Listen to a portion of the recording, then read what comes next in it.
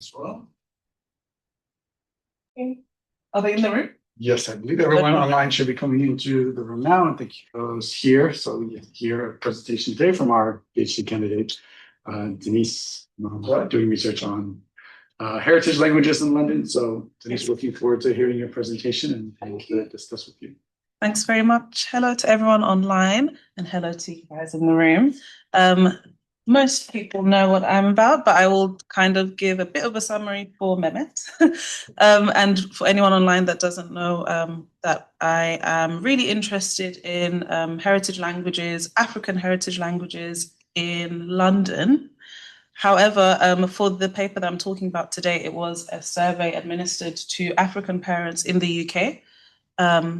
Someone's raised their hand, but maybe it was an accident. That's one part of my PhD thesis because I'm doing a PhD by publication. So there are 3 papers in total. So this is the second paper, which is kind of still a work in progress. Especially preparing for this seminar, I realized that there are lots of interesting elements to the data that I have that I should probably explore. And there are some bits that I may not need.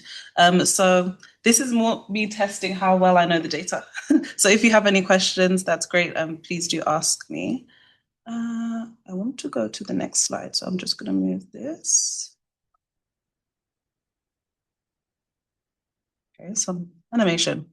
Okay, great. So first thing I want to say is that I feel as though I'm contributing to the field of heritage language research because Skontras and Putman in 2020 found that most studies in this field focus on Korean-speaking families, on Mandarin or Cantonese-speaking families, and Spanish-speaking families. There wasn't very many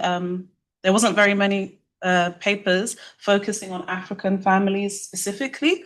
There are a couple that focus on specific linguistic groups, like there's a researcher called Kristin von Lexander in Norway, and she focuses exclusively on Wolof-speaking families, which is a language spoken in Gambia and Senegal.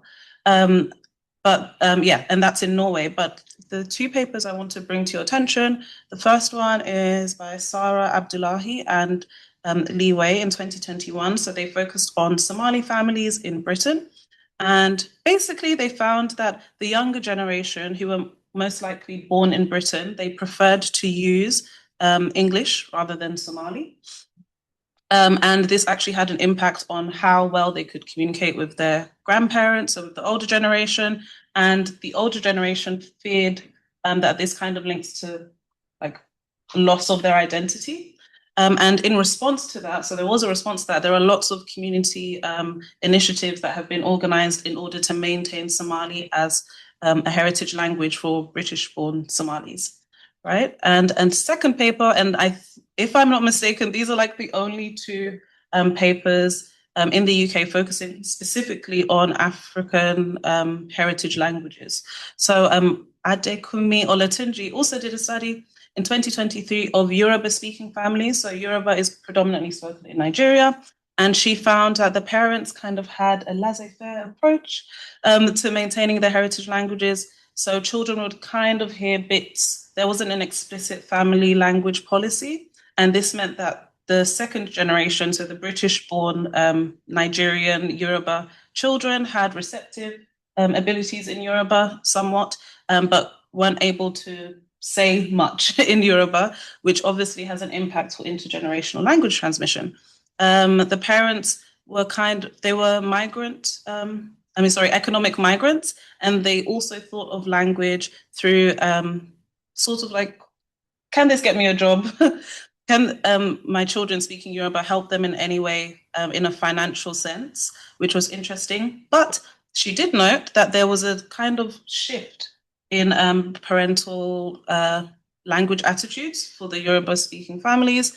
And she felt as though it was probably driven by the promotion of Nigerian music, which tends to be in Yoruba, that like Yoruba is the language that dominates Nigerian Afrobeats as well as Nigerian Pidgin English. Okay, great. So these are my 3 research questions, which have had some tweaking and which may be tweaked a little bit again. But basically, for the first part, I was interested in finding out which languages kind of exist in these families. So not just from the parents, but also with grandparents, and which languages are prioritized actually to be transmitted to these children, and then which factors are shaping the parents' language choices for transmission. So I, of course, looked at lots of different surveys used in the field of family language policies or heritage language maintenance surveys. And then I thought, I'm actually going to stop doing this, and I'm going to look at surveys that have been used specifically to investigate African heritage languages. So one of the surveys and Hannah was part of this project, as well as lots of other people. So Teresa actually sent me this survey. So I looked at the questions that they've asked. They basically followed the same kind of format, but they did use, it was multilingual. So the survey was in English and Swahili, which I liked. And they also asked about which languages people used with different people. So which languages do you use with your peers? Which languages do you use with your children? Which languages do you use with your siblings? And which languages do they use back with you? And I thought that was really important to capture because I know just from my professional work that for African diaspora families, there tends to be this receptive ability, whereas there's not an oral ability for the children in speaking their heritage language. So I really wanted a statistic on that because I know it, but I don't see much literature on that. There was also a study of Iassa, which is a language spoken in Cameroon, and it's an endangered language actually. So Annabelu kindly showed me her survey as well. I liked that. Oh, sorry, something I should say is that her survey was in French and English. And I thought, oh my gosh, it's not in Iassa, like that's so terrible. But actually, because of the people's history, they can't read in Iassa. So that kind of made me feel better about the fact that my survey with Qualtrics, couldn't be in like Yoruba or Tree or anything, because the reality is that the parents, and I could see that from my data, they actually can't read in their heritage language very well, or to a high standard, I should say. And then there was also one which has lots of collaborators, and the strand that I looked at was the survey that was used with Somali families. So it was used for Polish, Chinese, Mandarin and Cantonese speaking families, as well as Somali speaking families. So they all had very similar bits, but I just kind of picked things I liked, and I also added my own questions. I just wanted to give you an idea of what my survey kind of looks like. Oh, and a key factor for me was that it couldn't be too long. So I know from my professional experience as well that, well, actually, according to research, BAME, which is not a nice term, Black, Asian, minority, ethnic parents, are hard to reach, apparently. So I thought I should make it easy to reach them by not making the survey too long. So the survey took about 10 to 12 minutes, which was still too long for most of the parents that like have no affiliation to me. So there was a huge drop off, as you can see. So there were 154 respondents, but only 76 of them fully completed the survey. Because of Qualtrics translation feature, I was able to translate the survey into Arabic, French, Italian, Portuguese, Swahili, and Somali. However, I was only able to do the translations midway through my data collection process because it just wasn't working for me for some reason, which was very upsetting. And my inclusion criteria was quite wide. I just said any UK-based parent or carer with African heritage, and it specifically said even if you're not born in an African country, so someone like me, for example, you can still take part. So I had lots of respondents, and some of parents had like just 8-week-old children, which isn't really what I was thinking, but it was still interesting that they kind of told me what they're planning to do, I guess. So this was supposed to be a word cloud, and I thought it'd be really cool if it was on a map, but I don't think it really shows what I wanted it to show. What I wanted it to show is that actually Ghanaian and Nigerian parents were like the most represented in the data, and the tiny countries would be Libya, Cape Verde, Tanzania, Gambia, Malawi. So they didn't have very many respondents. Congo didn't have very many, South Africa. But yes, it was Ghana for sure, which is probably like personal bias because I'm Ghanaian and I initially shared it with my personal network. And Nigeria makes sense because they're a very large ethnic group in the UK. Cameroon, I was surprised at, and Somalia, not so much because I know which school administered the most. So yeah, so that's an overview of like countries of origin. And there was also kind of some bias in terms of who responded to the survey. So most of the parents that responded were migrants and were actually born in an African country. And they were heavily concentrated in England, which again is probably because of me. Most of them were Christian, and I didn't initially think this was relevant, but it actually is when we look at the results. So 75% of them were Christian, 42% of them were Catholic, and 32% of them were Pentecostal. They were the biggest religious denominations. And the rest, the other options were like, do you have a traditional African religion? Are you not religious at all? Are you Presbyterian? Are you Methodist? Are you Seventh-day Adventist? And the other categories had very little respondents. Okay.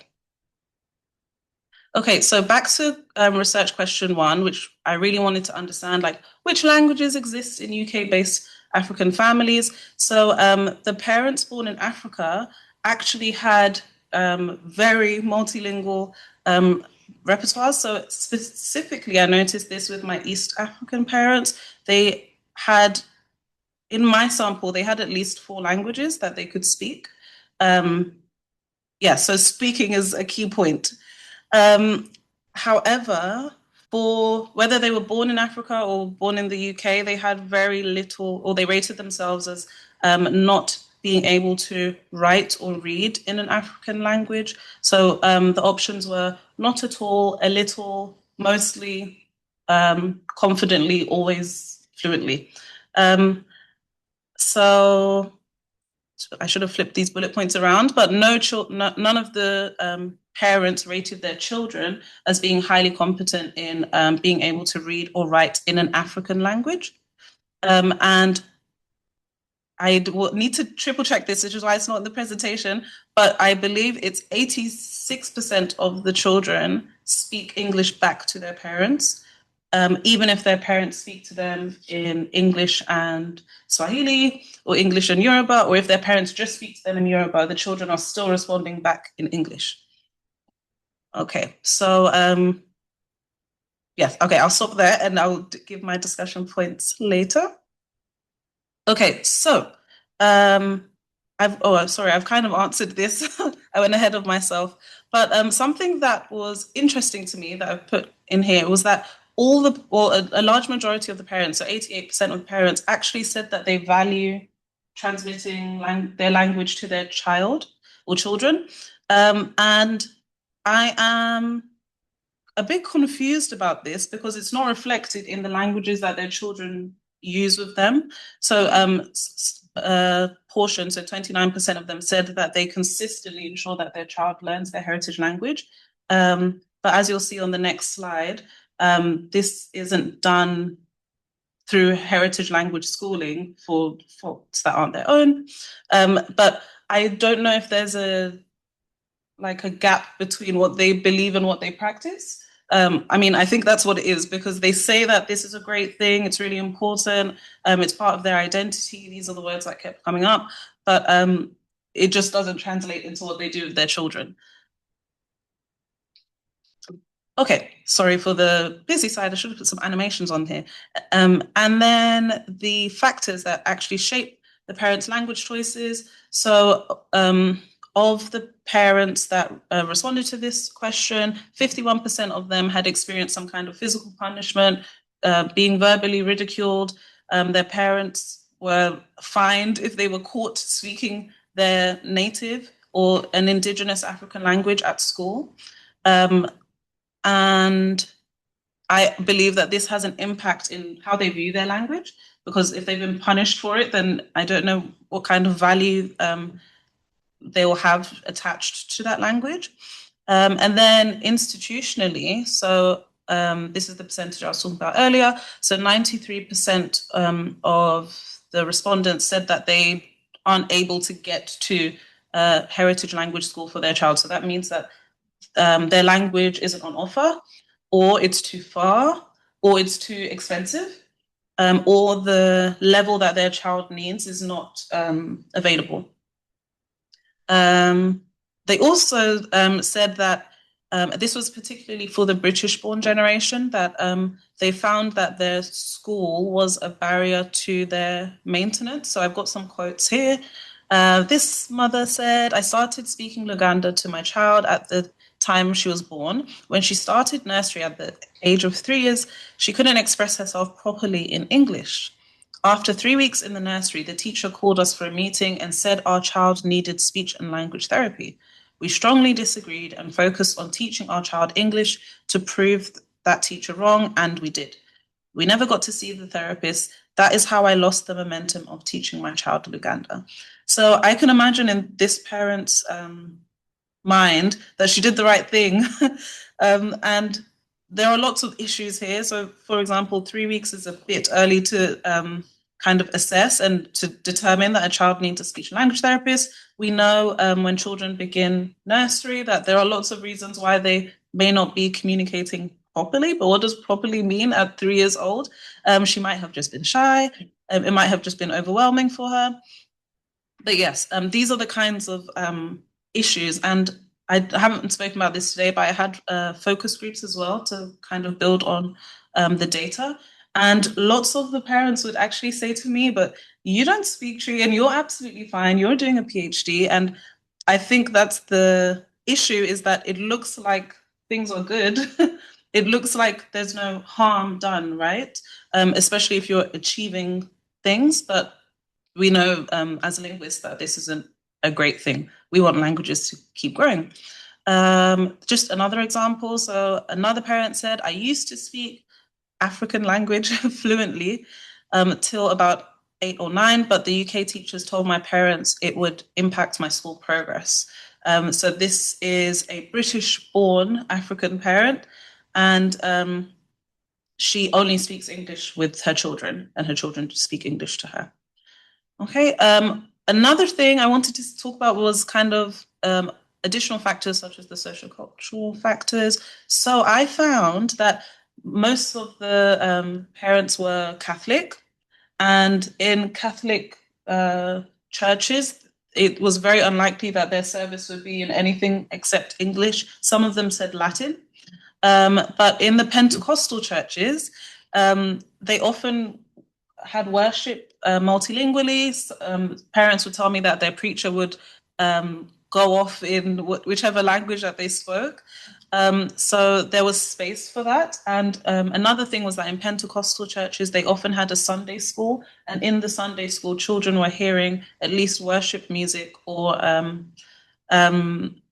hearing the language being spoken in that environment. So their religious affiliation, and those were the parents who were speaking their heritage language to their children, right?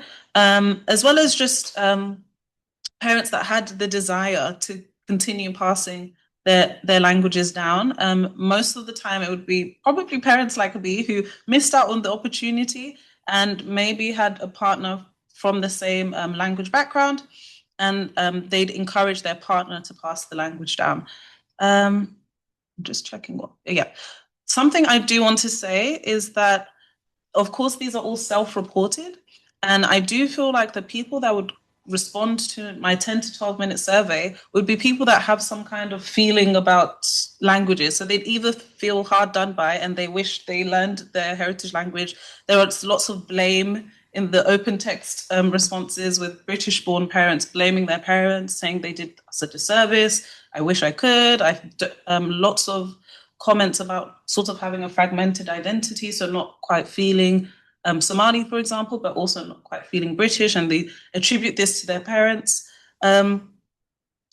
But yeah, I'm not entirely sure if all the data is the exact picture. So if you remember on this slide where 88% of parents said that they do value it, but it's just not translated into their actions. But I also think that this could just be a result of like English dominance and the external factors here. So even if you do have positive feelings towards your native language, because you're battling all of these factors, so the ideologies enforced in your home country, for example, as well as the UK education system, implicitly or explicitly telling you that your language isn't, there isn't a place for it here, as well as if you're Catholic, for example, maybe where you spend your time on Sundays, if there's no place for your language there, then that does have an impact on what you decide to do, even if you do value the language,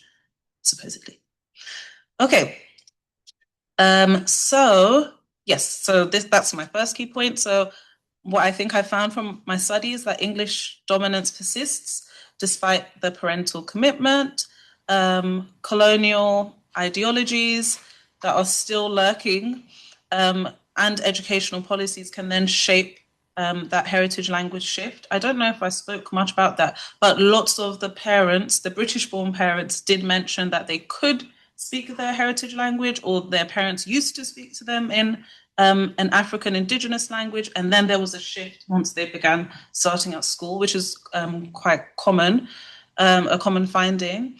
And I think I have some evidence that could support teacher training and multilingual support. So something I'm trying to show is that this set of people, this group, where lots of, or a large majority of the countries have experienced colonization, they present a unique case in heritage language maintenance. It's very different to the Korean, Spanish, Cantonese and Mandarin papers or experiences that often dominate academia, because as the parents said, 93% of them can't gain access to a heritage language school where other language groups can. The parents don't have literacy skills in their heritage language, which is because, or very heavily linked to colonialism and educational policies. So it's extremely different. And therefore, I think it requires targeted funding. And I also think that teachers should be aware of the sorts of things I'm talking about. So not just having language awareness and knowing that it's good for children to speak their heritage language, it helps their cultural identity, but they should actually know that there are differences between groups. That's a lot, but something I want to do a bit more is like look at what different countries are doing.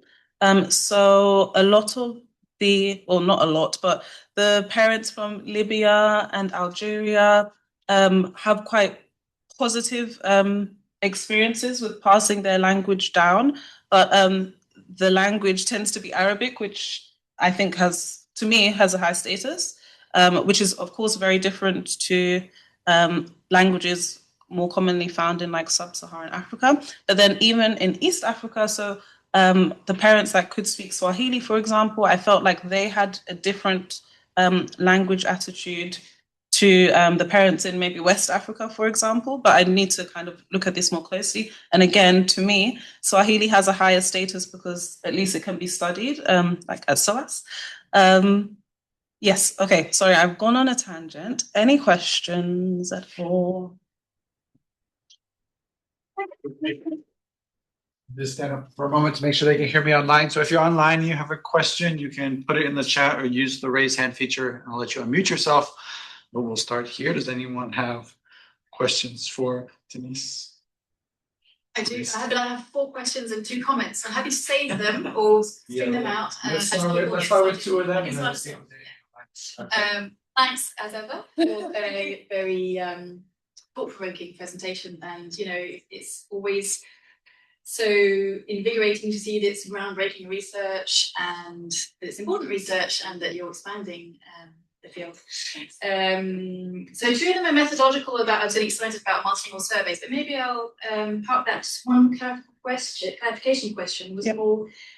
So the parents, they were reporting on their own language use with their child for the family. So maybe there was one parent reporting, but because sometimes there are differences between two parents, right? Or they're talking about their family language policy as a whole. Can you talk a little bit about what the person completing the survey was saying? That's a good about question. themselves or other people, and how that factors in? That's a good question. So, yeah, and I didn't think of this. So they were reporting on what they do. So which language do they speak to their child, and which language does their child speak back to them? Which language do they speak with their partner, if they have a partner, and which language does their partner speak back to them? I didn't ask them, what does your partner do with your children? But lots of them put that in the open text boxes. But I didn't ask that specifically. So it was more about what they do with their grandparents. What did their grandparents do with them? What do they do with their siblings? What do their siblings do with them? But that would have been really interesting. But again, I was being so tight on time. To center it around someone, right? Yeah. I was just kind of wondering what the the position that makes was sense. and Yeah. who they're reporting on. But maybe that means I need to tweak question 1, because question 1 probably sounds like what's happening in the family, whereas it's what one parent is reporting. I mean, I'll think about it. Yeah, think about. Brilliant. Do you want to switch to the chat? Go ahead. Okay, so methodologically, very exciting to see that you did a multilingual survey, and I was interested in some of the practicalities of that. Well, first for the language you chose, is that because that's what was available in Qualtrics? Yes. Yeah. And how do they ensure? How do you even know that the translation is any good? Like, how does that work? That's a very good point. So I asked friends that speak those languages to test it out and tell me if anything sounds a bit weird and give me a suggestion. So I think someone that tested out Italian said, I don't think I had Italian on my slide, but it was there. So they said the word journey was like it was just odd. There were some odd translations, but I don't think I did it, if I'm honest, I don't think I did it in like the most robust way. So you had some feedback and you adjusted. And I also wondered, so then how did that change how you targeted, or I know you probably did the survey through snowball sampling, but like did that make you think, oh, I should try and find a community in Italy, or of diaspora in Italy? Or I did try to do that. So I only had those European languages because I thought that it made sense to have the language that parents may be able to read in. So, for example, parents from Angola are probably proficient in reading Portuguese, possibly. And parents from Eritrea may have gone to school where Italy was the language of instruction in Eritrea.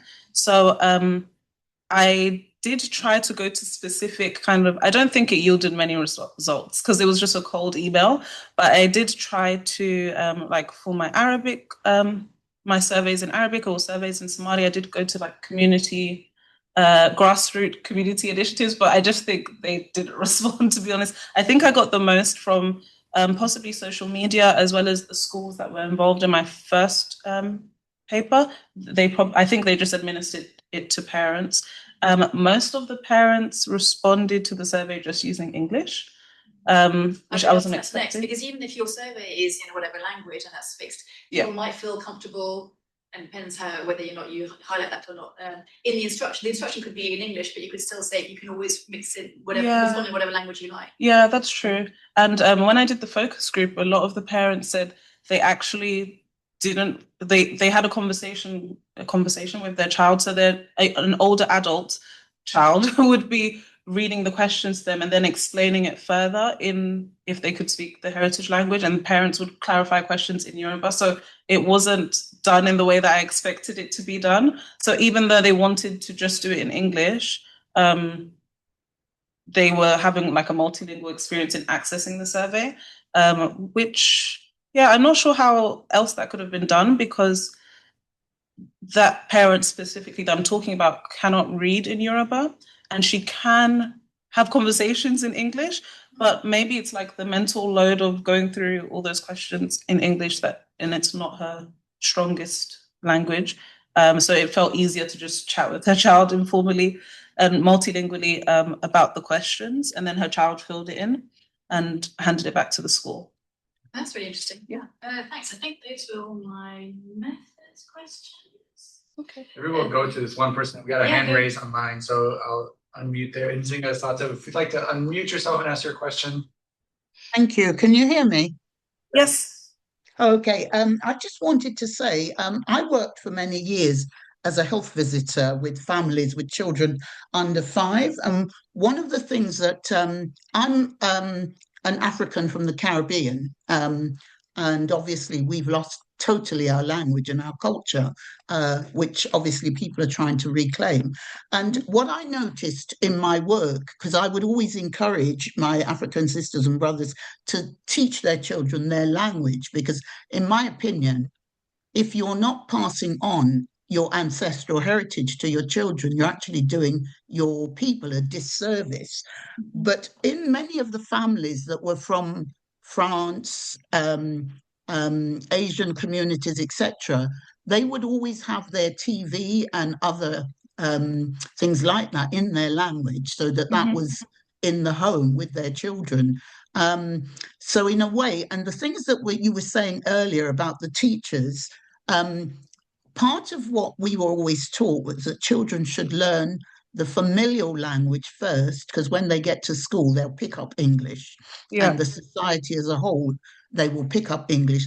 So in a way, what I'd like to know is, what can we do as people of African heritage who have been so disconnected from our own personal heritage by colonialism, slavery, and other imperialistic matters? How can we promote in our people that need to pass on what our ancestors have left us as legacy?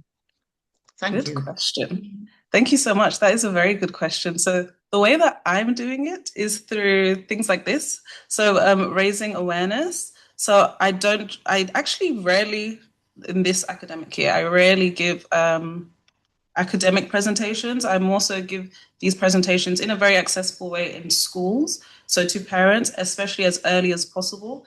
It's harder, I think, to change. It's not impossible. It's harder to change the course of things later on.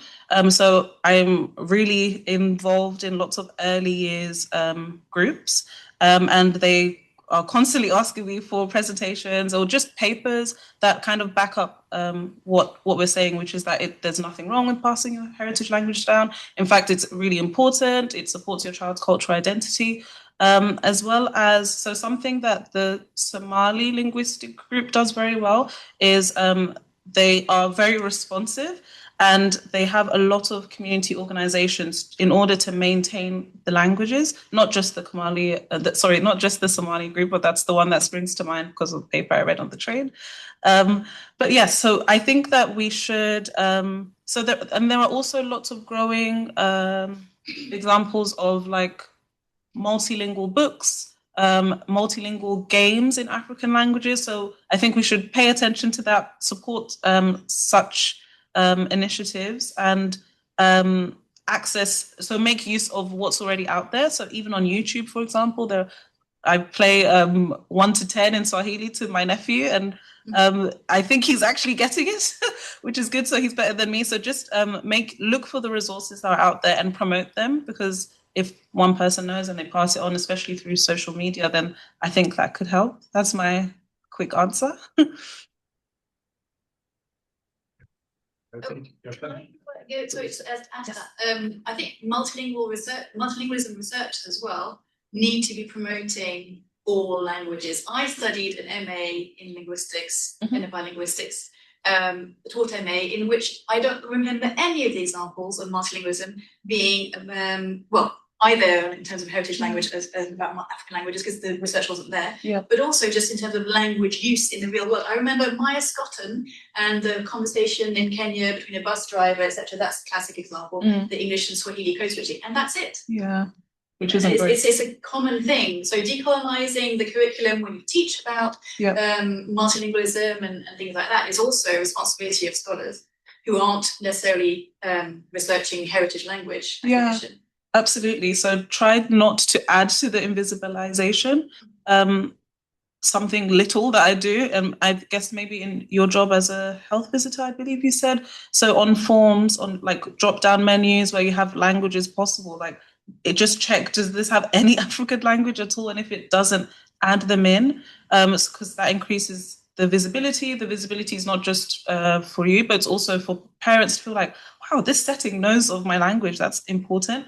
Even if you don't know my language, you know of the neighboring language, like you're recognizing their multilingualism as normal and as part of society. And it also sends a message to colleagues that may not be familiar with that language. So if I keep getting referrals for families that are speaking Bemba, I'm probably going to remember that Bemba is a language, right? So that's just a little example. That's great. Let's go to a question here from Charlie then. I mean, I think the teacher thing was mentioned, and I think that's a really promising avenue, as you said, to go down in terms of policy interventions. Because I'm just, maybe you have some insight talking to teachers, but I have no idea why this is still an issue, because I've now encountered this in the UK, in the US, and in Korea. Oh, wow. All teachers saying that either you shouldn't be speaking English to your kid because they will be behind in Korean, or you shouldn't be speaking Korean to your kid because they will be behind in English, or both. I don't know what people are getting all this kind of conflicting advice from. It's not from us, right? Not from educators who should have, and we've known this research for ages, 40 yeah. years. I don't know, So I don't really know where in the teaching pipeline or teachers just they don't know, so they're just guessing, and that's what they say. I think it's a mix of their own personal beliefs, number one. Number two, I think they are very poorly trained. Not every, so most of the teachers that I'm working with in paper 3 said they had a half day on EAL children. And sometimes the children that they look at in case studies aren't reflective of the children in their setting. So the children are perfect French and English bilinguals, and that's just not relevant to the context that they're in. And then I also think the Department for Education and even Ofsted, so there isn't much pressure to, I'm trying to say this in a more professional way, care about multilingual families and multilingual children. There's just been less and less attention paid to that avenue. It's very rare to find bilingual learning assistants in most schools these days. So I think it's just a lack of support from the top, as well as some teachers' personal views mixing in with that, I think. Yeah. Do you also have a question? Yeah. For the previous question, I think there's just not naivety of not knowing. It feels like there is a political intention there as well. Yeah. And related to that, I was wondering, you briefly talked about it, whether there was so much difference between third generation and second generations. Ooh. And was there any mention to current political climate in the UK and using language as kind of identity, belonging? That didn't come out in the survey, but it came out in one of the focus groups, actually, where one of the parents lives in a very dominant, in a very white dominant area in the UK. Try not to give it away, but they actually made the shift and then they decided to resist the shift. I love this parent. And her and she has a couple of friends that have done the same thing. So they are actively and consistently going against this. They also have plans to leave the UK, which is quite sad. But that was another motivator as to why they felt it was important for their children to acquire their heritage language, because they were going back to their country of origin. So I think I don't know how it works, but sometimes it's if you feel very excluded, you may want to be included, so you might assimilate. And sometimes if you feel very excluded, that might kind of rile you up to maintain your cultural identity. I don't know if I've explained that very well. And actually, I haven't looked at third generation, and I don't know if I'll be able to get that from my data. I don't think I'll be able to tell. I do ask where they were born, if they were born there, how long they've lived there, and then the languages that their parents used with them. But actually, my data doesn't give me the insight into if they're second or third generation, which would be very interesting. So that's a shame. You should have spoken to me before I did my focus groups. But thank you for your question. Yeah, no, that's really good. Actually, maybe that's a good pausing point. Those of us in the room can continue chatting with Denise if you'd like. There's a few other comments in the chat. I'll make sure Denise gets that information and comments as well. But thank you to everyone who joined online and those in the room. And thank you once again to Denise for sharing this research with us and for the work you're doing outside of research as well. Thank you so much.